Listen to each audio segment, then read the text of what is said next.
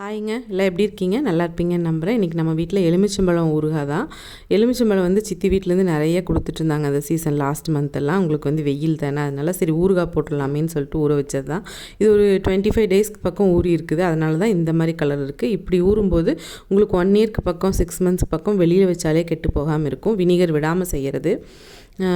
இதில் வந்து அது வந்து ஊறினதை எடுத்து வச்சுட்டு வெறும் கடாயில், எண்ணெய் விடாத கடாயில் வெந்தயம் ஒரு 2 ஸ்பூனு, கடுகு 2 ஸ்பூன் போட்டு நல்லா ஒரு பொன்னிறமாக வறுத்தெடுத்துருக்கலாம். அது பொரியும் போதே உங்களுக்கு தெரிஞ்சிடும் நல்லா வறுபட்டுருச்சுன்னு. கருக விடாமல் எடுத்துக்கோங்க. அதை ஒரு மிக்ஸி ஜாரில் நல்லா ஃபைன் பவுடராக அரைச்சி வச்சுக்கோங்க.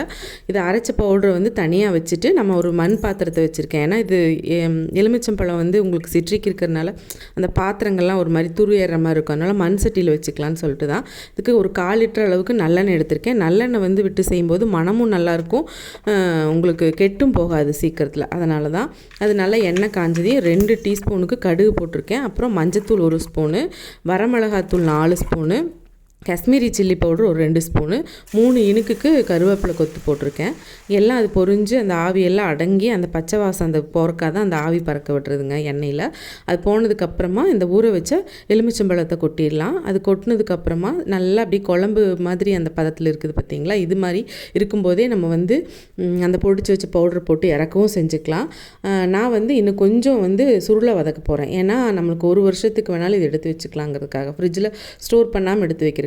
இப்போ நான் அந்த பொடியை போட்டு மறுபடியும் நல்லா கிளறிட்டு நம்ம பாட்டிலில் வந்து நல்லா தண்ணி இல்லாத பாட்டில் நல்லா தொடச்சிட்டு போட்டு வச்சிட்டோம்னா நம்மளுக்கு நல்லாவே ரொம்ப வருஷத்துக்கு வருங்க.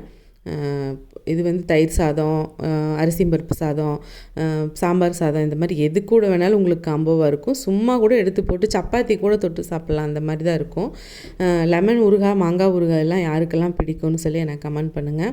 அதே மாதிரி இந்த மாதிரி நல்ல ரெசிபீஸ்க்கெல்லாம் வந்து கடைசியாக நான் போட்டிருக்கிறது வந்து கொஞ்சமாக எடுத்து வச்சுருந்தேன் பெருங்காயத்தூள், அதை போட்டிருக்கேன். மனம் வந்து கம்மியாக இருக்கிற மாதிரி இருந்துச்சுங்கும்போது கடைசியாக எடுத்திருக்கேன். அப்புறம் கொஞ்சமாக வெல்லம், 1 ஸ்பூனுக்கு வெல்லம் இருக்குல்ல, துருவி அதையும் சேர்த்துருக்கேன். இது ரெண்டுமே வந்து ஆப்ஷனல் தாங்க. வெல்லம் வந்து போடணுங்கிறது இல்லை, ஆனால் போட்டோம்னா அந்த கலரும் நல்லாயிருக்கும், டேஸ்ட்டும் கொஞ்சம் தூக்கலாக இருக்குங்க, என்ஹான்ஸ் பண்ணும். அதுக்காகத்தான் இது வந்து இந்த மாதிரி பண்ணி கொஞ்சம் நல்லா சுருளை வேக விடுற அளவுக்கு நான் விட்டுட்டு கொஞ்சம் ஆற வச்சுட்டு நம்ம பாட்டிலுக்கு மாற்றிக்கலாம்.